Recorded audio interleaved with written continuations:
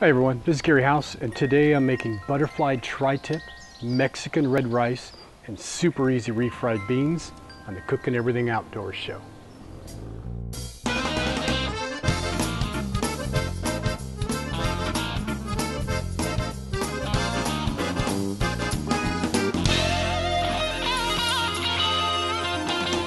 Gary House, the Outdoor Cook, Cooking Everything Outdoors show. I hope you try this at home.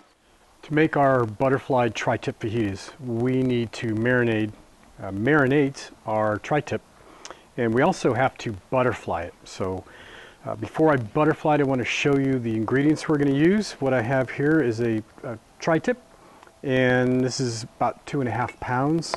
I have 1 sliced lime, 2 cups of pineapple juice, or in this case what I have is a pineapple orange apple blend. It's 100% juice, no sugar added. It's going to give us that tartness. 2 cups of soy sauce, and 1 tablespoon of chili powder, and a 2-gallon plastic resealable bag that we're going to marinate the tri-tip in.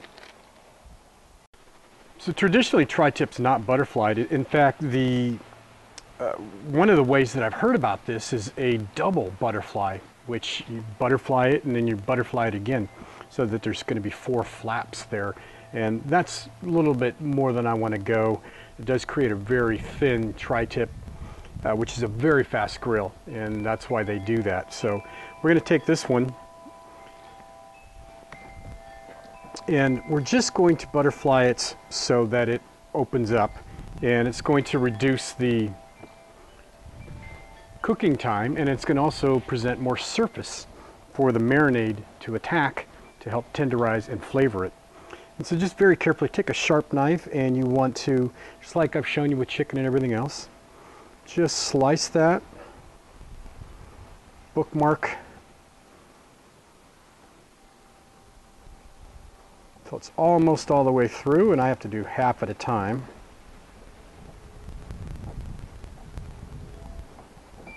Up there.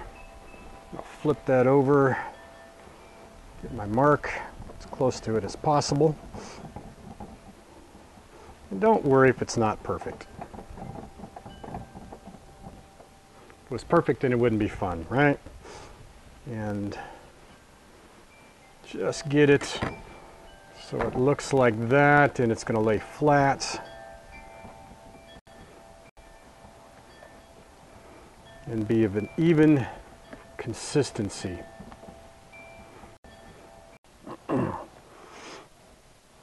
We need to prepare a marinade and take this is a 2-gallon bag, I didn't say that earlier, and put it in a bowl so it stays stable and doesn't go all over the place. And we'll add our tri-tip in there.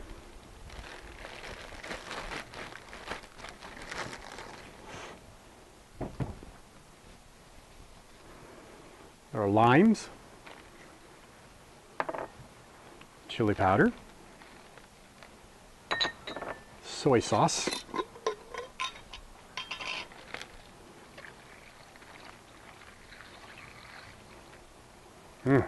smells good already.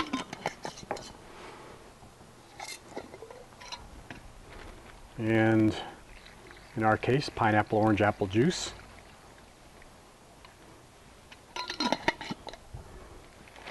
Get as much air out of there as we can. Seal it up.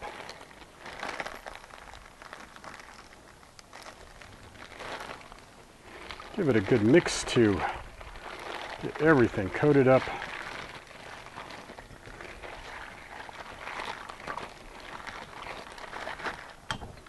Into the fridge for 2 hours. To make our Mexican red rice, we're going to only need a few ingredients. A couple medium tomatoes chopped, 2 tablespoons of canola oil, 1 cup of long grain rice, a half an onion. You could either quarter this and slice it, or in my case what I did was just rough chopped it. 3 cloves of garlic, 3 Anaheim chilies, 1.5 cups of chicken stock, and a little over maybe 2 teaspoons of sea salt. We're probably only going to use about 1/2 to 3/4 of this. To get our Mexican red rice dish rolling, we need to cook our chilies. We're going to char them, I'm going to seed them, and then I'm going to chop them up for the dish. But let's get a good char on these so we can skin them. And it's simple as preheating your grill, throwing them on the grate, letting them cook for a few minutes, flip them again a few minutes, flip them again a few minutes, until they're essentially just burnt on the outside. Our chilies should be done now. Flipped them a few times while I was cooking, and you can see that they're nicely blackened all the way around. And what we want to do now is take and drop them into a plastic bag. Be careful, they're pretty hot. So putting the chilies in the bag allows them to steam, which will help remove the blackened skin and make it easier for us to then at this point cut them up, seed them, and dice them up. So while our chilies are steaming and cooling down here, I want to get the rice, onions, and oil, get those started. And I'm going to use my favorite 10-inch flat bottom Dutch oven. It's an antique, it's been around for a long, long time. Just want to place this on the grill to start preheating that.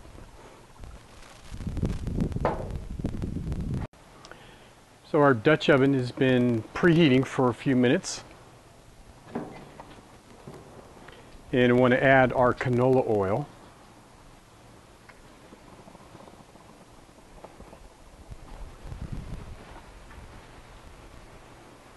And then we want to add our onions.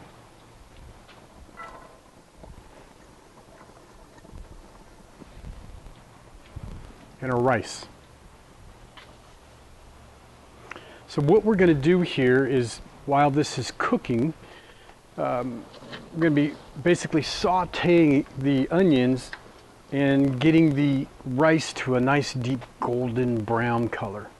So I'm going to release those aromatics, that nutty flavor that we look for in some good quality rice.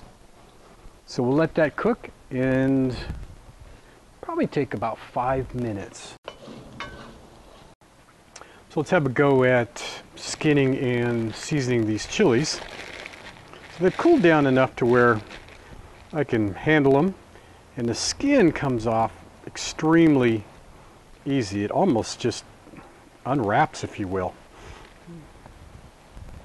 Now, if you do have any problems getting this off, you can always, and I'm not, but you can always take a paper towel or even a dish rag, and that will help remove that skin.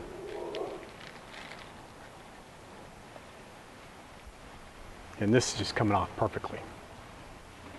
Just the way I like it. Let's finish prepping our chilies. We want to cut the stem section off. And what I like to do is just give it a slice on one side, open it up, and just scrape those seeds right off.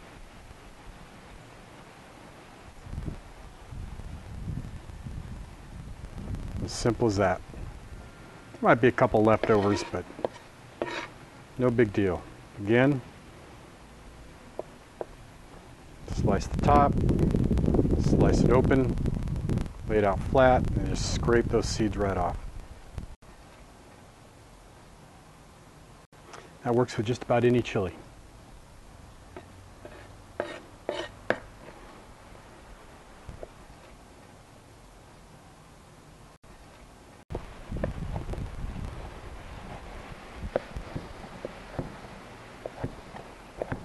I like mine a little on the chunky side.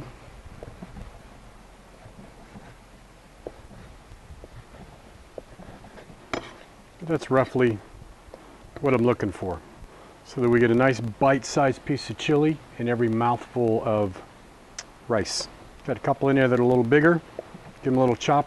If you want them smaller, give them another chop. It's not a big deal.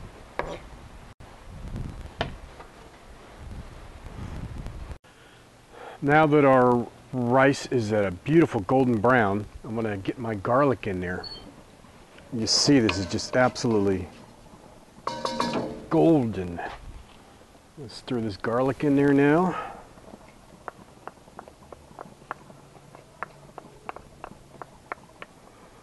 It smells incredible. Get these aromatics going here. Couple minutes and we're ready to add the rest of it.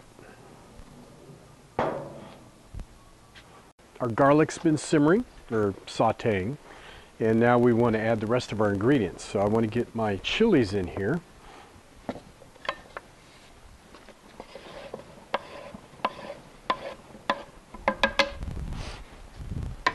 My tomatoes.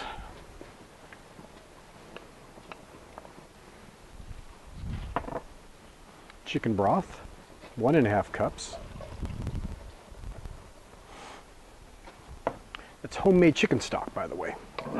The only way to roll. Give this a stir. I'm going to take a quick taste to make sure. We need salt, and yes, we do. Put a couple pinches in there.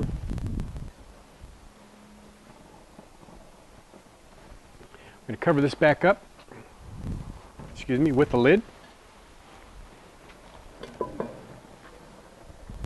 going to bring this up to a boil, and then I'm going to drop it quickly down to a simmer. So I got the rice up to a boil, and now we're at a simmer, and the juices are really starting to be absorbed rapidly.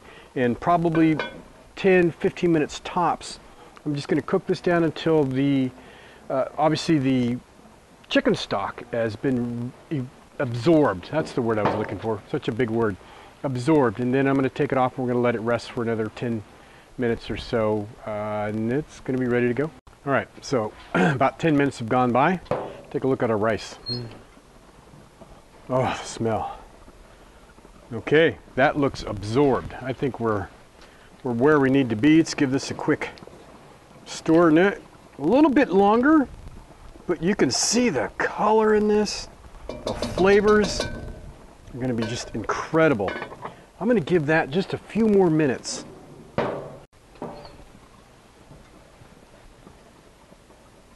Oh yes, yes, yes, yes, yes. That is beautiful, fluffy rice. Now what I want to do is get it off the heat now. Take a quick taste for seasoning. And that garlic's just permeating this.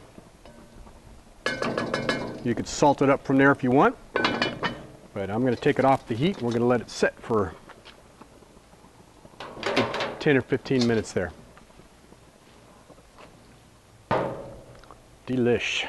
Hey, I hope you enjoyed this episode of the Cooking Everything Outdoors show. But without my sponsors, none of this would be possible.